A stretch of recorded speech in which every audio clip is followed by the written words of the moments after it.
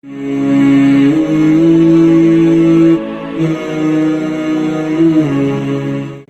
merupakan salah satu ibadah yang dianjurkan dalam agama untuk mereka yang sudah mampu dan perlu melakukannya.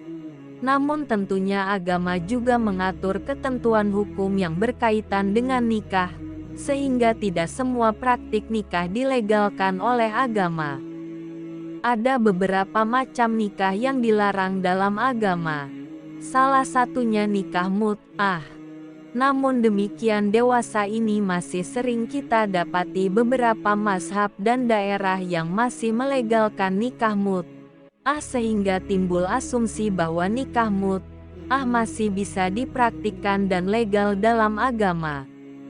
Namun bagaimana sebenarnya hukum nikah mut'ah yang dijelaskan dalam kitab Turats mazhab Syafi'i? Sebelum membahas lebih lanjut terkait nikah mut'ah, alangkah baiknya kita tahu makna dari mut'ah itu sendiri. Kata mut'ah secara etimologi diambil dari kata tamatu, yang artinya menikmati, yang berkaitan dengan seksual, dan ini tentunya selaras dengan praktik yang dilakukan dalam nikah mut'ah, yaitu hanya ingin menikmati madu pasangan tanpa adanya niat untuk berketurunan. Sedangkan secara terminologi nikah mut'ah ialah nikah yang dilakukan dengan membatasi waktu. Misalnya seorang wali mengatakan, saya nikahkan kamu dengan anak saya dengan mahar 5 juta dalam waktu sebulan. Dan seorang calon mempelai pria menerimanya.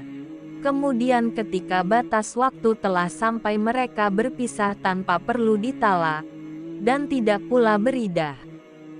Nikah mut'ah ini termasuk salah satu kebiasaan kaum jahiliyah sebelum adanya Islam. Karena kehidupan mereka yang nomaden dan menganggap wanita sebagai barang yang bisa dipergunakan sesuka hati. Sehingga pada masa awal Islam nikah mut'ah masih diperbolehkan untuk orang yang sangat berhajat untuk menikah namun belum sanggup menyiapkan mahar yang relatif besar.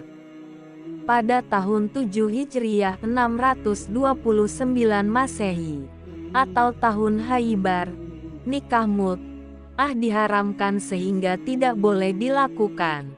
Kemudian pada tahun Fatu al-Makkah diberikan rukhsah keringanan untuk para tentara Islam yang ikut perang dan sangat membutuhkan untuk menyalurkan hasrat biologis setelah sekian lama tinggal di daerah perang dan tidak membawa istri mereka.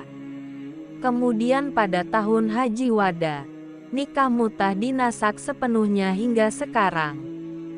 Adapun dalil yang mengharamkan nikah mut'ah yaitu hadits Nabi Shallallahu Alaihi Wasallam.